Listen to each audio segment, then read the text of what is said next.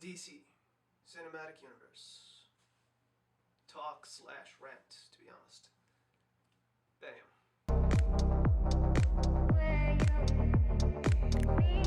So, I want to talk about DC. I'm a DC fan. I represent, you know, to my nerddom. Is that a word? I don't think so, but let's pretend it is.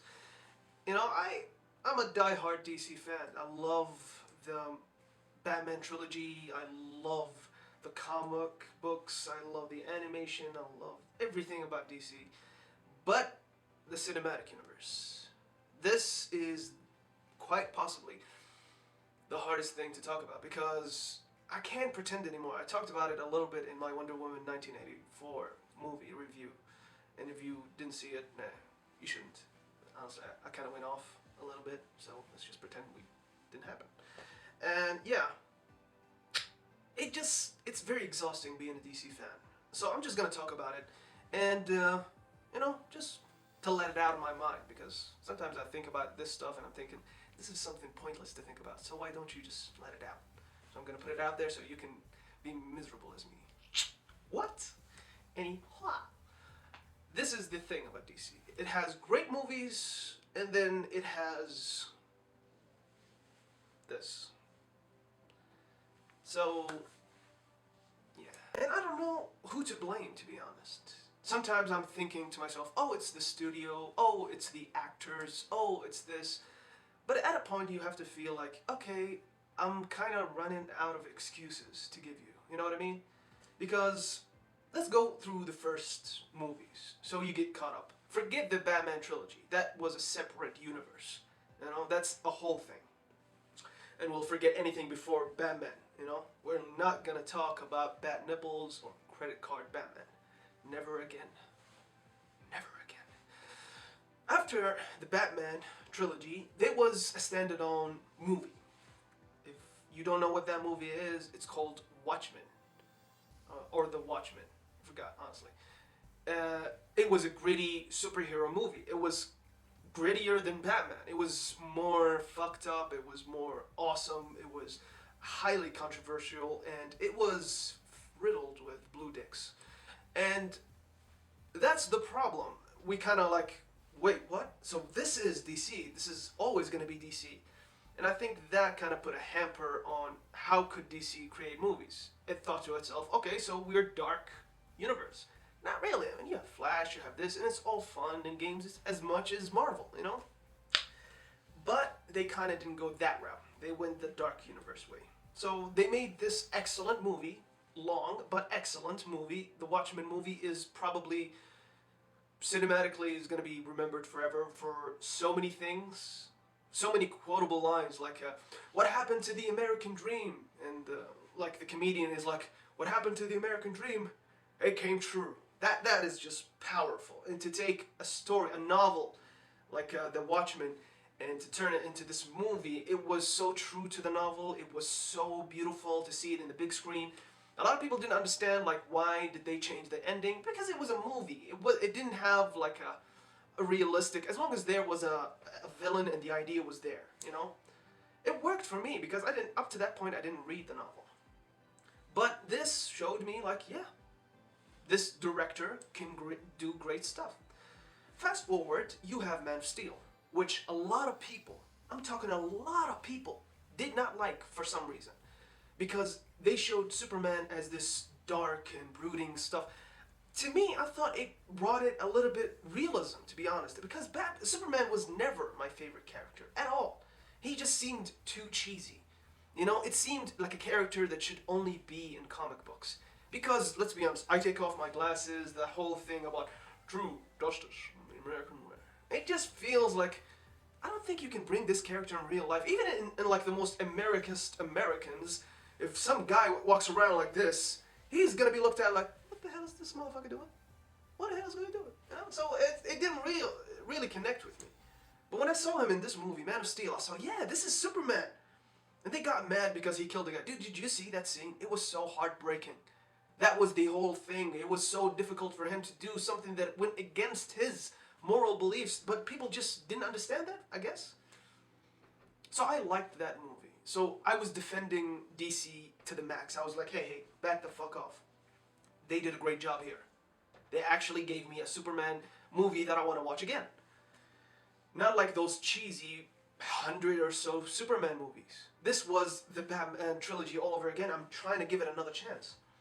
Then Batman v Superman happens, and this was a very particular moment in DC because it split people into fractures of themselves, like fractures about fractures. It's just so much math. I'm not gonna do it, you know, because I saw, without me knowing, the director's cut.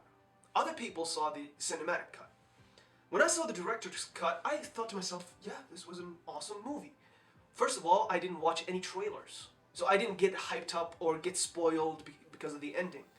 So I did the smart thing. Never watch trailers. Ever, ever. Just know that you're going to watch this and watch it. If you don't like it, hey, you took a risk. But it's 50-50 either way. You know what I mean? Don't watch trailers. Anyhow. So I watched it without watching the trailers. I actually liked it. The superhero fights were awesome. The dialogue was kind of cool. This was cool. And then came out to my friends and I was like, hey, what do you thought of the movie? They were like, hey, it sucked. What? Yeah, it sucked, man. They did this. It didn't make sense because of Martha. I'm thinking like, wait. That's it? That's the whole thing you were hung up on? You didn't understand the whole context of it? And they started describing a movie that I didn't even see. Like, what are you talking about? Remember that scene? I told him, remember that scene where he got flashback into the future and saw what happens to Superman? They were like, what are you talking about? I said, that happened. They said, no, it didn't. That's when I realized there were so many people that saw a different movie than I saw. Then I started seeing their movie and I was like, oh, that's why you're mad. It has no context. It's just chopped up into weird bits. So I was kind of defending it, kind of not defending it, because at that point, I didn't say I loved the movie. I just thought it was good. You know, I didn't think it was amazing. I just thought it was okay. Then Suicide Squad happened, and that's where it lost a lot of fans. I'm talking about a lot. I'm talking about holy smoke, you know? Like, what the fuck happened? What the fuck? You got this guy who's dressed as the Joker in every trailer. Again, the trailer fucks DC. In every trailer you show Joker, and then you get mad when people got mad because you didn't show Joker enough in the movie. Like, literally, there was a guy that told me that Joker only appeared 6 minutes in the whole entire movie. Combined them all, 6 minutes. Or 6.5. What? Okay. I mean, that's just stupid right there. And to have so many changes in the scripts and so many this, it was doomed from the start. But the hype was already there. You know, you had Imagine Dragons, you had Lil Wayne, you had Logic doing a song together, you had this promoting this way, you had a lot of people promote this movie. And when it came out, it became like a cheesy, I don't know what to tell you. You know, like Christmas movies, like, you know what? At the end, it was friendship. No, dumbasses, you are supposed to all die in a horrific way. I'm supposed to hate you, but root for you because you're kind of doing things I would have done. But you turned it into, oh, in reality, they are the good guys. No, they're evil. They're supposed to be evil. The script was just weird. This is Katana. She's gonna kill you with her sword. If she cuts you with this thing, she is gonna take your soul. That's every weapon ever. After I'm dead, I don't give a shit what happens to my soul. Honestly, it's just, I'm dead. Game over, done. What's the exposition for? And we didn't see her do shit. You know, you had so many characters in that movie. It's hilarious. I could see it as a comedy more than it is, more than it is a serious movie. And you had Jared Leto just jizzing in some condom. Behind the scene, giving it to the student. Like, what the hell is going on, man?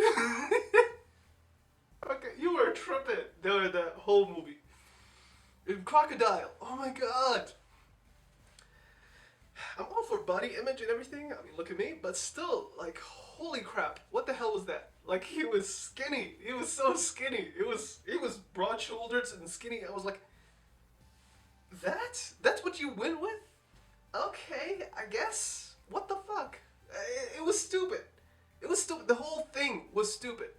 So it lost a lot of fans and a lot of supporters. That's the thing. supporters. After they lost all the people that supported them, now they kind of had to rely on themselves again. So what happened after that? A couple of this, that, this, that. Oh wait, and Wonder Woman. Hold up, there's something here. They brought you a character that is so powerful, that is representing a generation of females that pushed this and that and this and that. Yeah, yeah, it was amazing, and it showed it in this gritty, dark way that is just beautiful. That is just exactly what we wanted, because we got tired of the whole, like tight jeans on the female and just. I mean, I like it, I'm just like, okay, what other than that can you give me? Can you give me acting? Can you give me action? Can you give me emotion?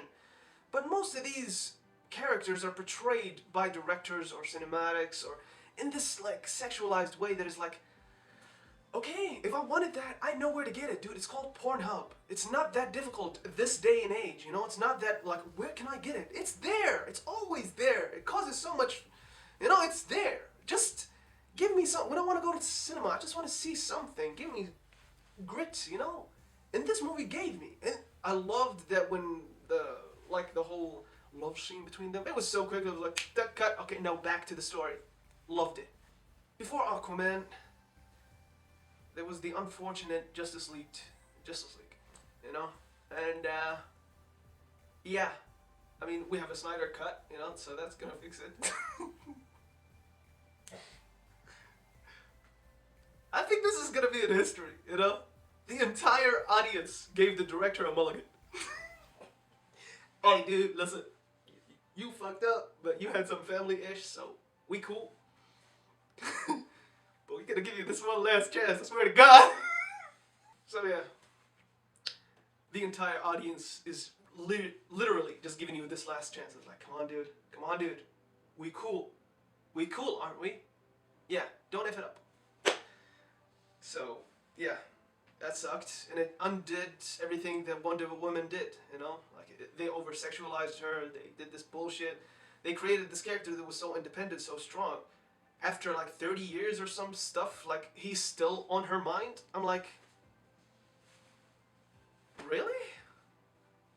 I've had close people die, and I've moved on faster than that. Maybe it's just me, but I was like, oh man. It was like a father to me. Anyhow. Like, seriously, you took this character. I'm not that, like, tough or something, but, like, you are tougher than me in this movie. Can't you move on from that? It undid a lot of stuff. And then, after that, the people were just devastated from DC. Comes Aquaman, which is a great character, great movie. CGI was okay. But at the ending, where that fight underneath the water, like, dude, that was so epic. It was the epicest, yeah, it was epic, you know what I mean? So, it was beautiful. And then comes Shazam, which was amazing. I was like, okay, Shazam is fun. Okay, you're showing me this other side of DC. I like it. I'm beginning to like it again. Then, they do Wonder Woman 1984. And I'm like, okay, there we go again. It's a revolving cycle. It's ups, downs, ups, downs, ups, downs. There is no stable. There is no like elevation. Marvel does it way better. They all, DC and Marvel have great stories, both of them. But the thing about Marvel, it knows how to tell it in a steady, incline way. DC doesn't know how to do that. It just gives you random. It's just everywhere. There it is. And they try to connect the dots, more than actually create dots. So yeah, that's it. So right now I'm honestly hesitant because of the Snyder Cut, because honestly we've been burned too many times, to be honest. The most recent, remember something that had the same amount of hype? It ended with 77, began with Cyberpunk. It had a lot of people supporting it, and at the end it just, so I'm not being like a dick and trying to be like, hey, he's gonna fail. No, I hope it doesn't, but honestly, what is gonna fix at this point? It's kind of like putting a bandage on a dead horse. It's like, it's dead, bro. No, this will fix it. No, it's dead, bro. Let's just melt it for some glue, And he wakes up and he's like, what? Yeah, I can melt horses for glue. Didn't you know that? He looks at you and he's like, is everything okay at home with you?